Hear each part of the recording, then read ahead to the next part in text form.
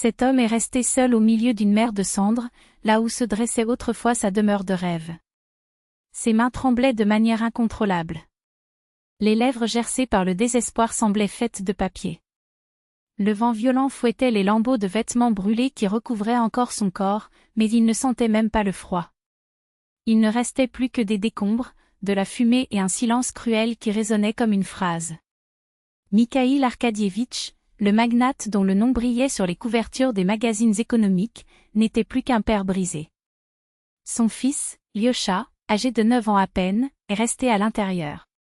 Il avait crié, il avait supplié, mais les flammes étaient plus rapides. Les pompiers ont juré avoir fait tout ce qui était en leur pouvoir. Le feu s'est propagé sans pitié, monsieur, dit le commandant d'une voix lourde. Nous avons à peine pu abattre le mur du fond. Mais Mikhaïl n'écoutait pas. Je ne voulais pas l'entendre. Je ne voulais plus vivre.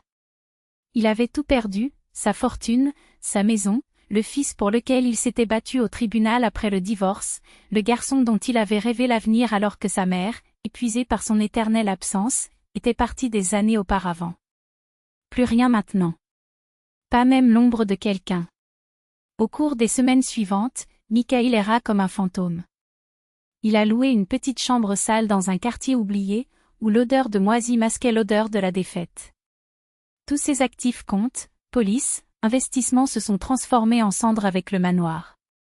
Même s'il possédait encore certaines propriétés, celles-ci n'étaient que des coquilles vides, sans but, sans âme.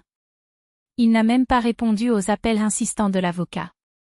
Il s'est noyé dans l'alcool, a regardé le plafond comme si la réponse était là, a passé des heures assis sur un banc de parc devant l'école où Lyosha jouait pendant la récréation. Jusqu'au jour où, alors qu'il se laissait à nouveau emporter par l'inertie, une voix rauque le sortait de sa torpeur. « Et, mon vieux, pourquoi tu restes ici tout le temps ?» Le garçon, âgé d'une dizaine d'années, le regardait avec un mélange de curiosité et de moquerie, mais sans méchanceté. T-shirt effiloché, baskets usées, cheveux ébouriffés comme de la paille sèche. Mikhaïl leva les yeux pour la première fois depuis des mois, sa voix irritée par la désuétude. « Qui es-tu » ? « Je m'appelle Sania. J'habite par ici. Comme je vis, entre guillemets. » Le garçon était assis à côté de lui, l'examinant avec un regard plus aigu que son âge ne le suggérait. « Êtes-vous un mendiant ou vous plaisantez » Mikhaïl haleta. Je ne savais plus qui j'étais. Le garçon, cependant, n'attendit pas de réponse. D'un geste rapide, il lui tendit un paquet froissé. « Ici. C'est la moitié du trou qui reste de mon déjeuner, mais c'est quand même bon. » Un hamburger détrempé enveloppé dans du papier sale. Mikhaïl hésita.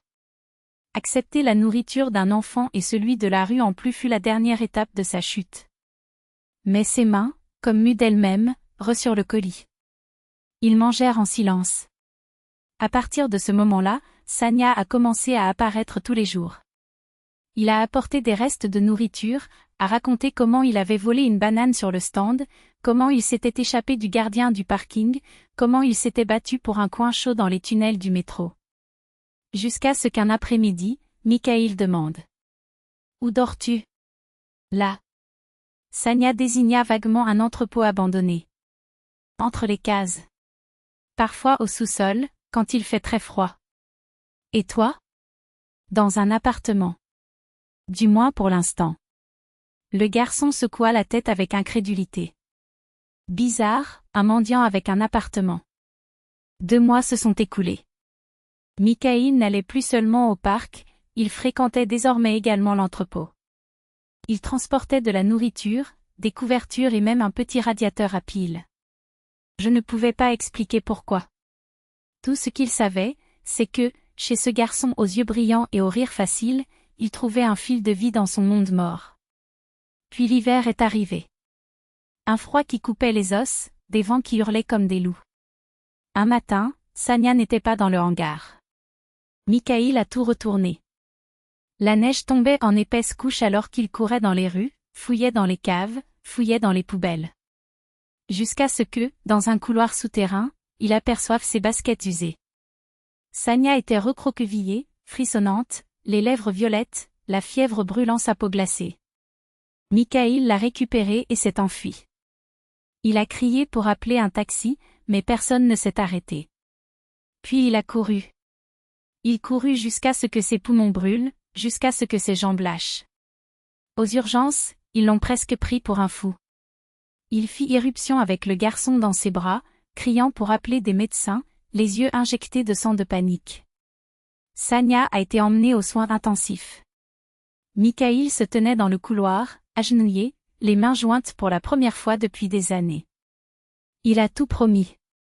Il a juré qu'il adopterait ce garçon, qu'il lui donnerait une maison, une école, un avenir.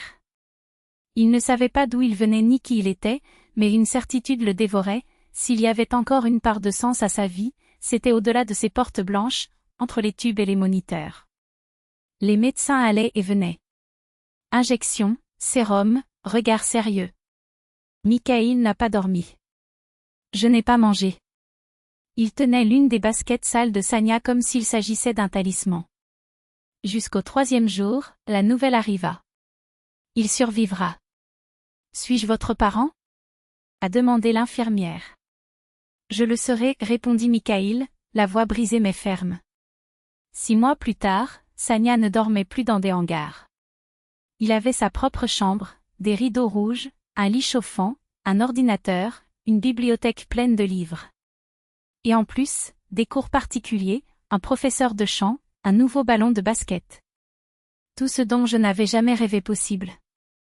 Mikhaïl remua ciel et terre pour officialiser la tutelle, investit ce qui restait de sa fortune dans des refuges pour enfants des rues et créa une fondation. Il n'était plus le magnate des magazines, mais plutôt oncle Misha pour des dizaines d'enfants qu'il appelait par son prénom. Et pour Sania, c'était simplement « père ». Une nuit, alors qu'il buvait du thé près de la fenêtre, le garçon murmura. « Tu te souviens quand je t'ai demandé si tu étais un mendiant ?» Mikhaïl rit, les yeux humides. « Je me souviens. Et tu m'as donné un demi-hamburger. Maintenant tu n'es plus un mendiant. Et c'est mon père. » Mikhaïl le serra fort dans ses bras. « En fait, Sania, ce n'est pas moi qui ai été sauvé ce jour-là. C'est toi qui m'as sauvé. » Les larmes coulaient, mais cette fois, ce n'était pas à cause de la douleur. Ils étaient reconnaissants. Pour la chaleur d'un câlin, pour la renaissance de l'amour, pour la chance d'être à nouveau père. Dans ses yeux brillants d'enfant des rues, il avait trouvé ce qu'aucun argent au monde ne pouvait acheter, une raison de vivre.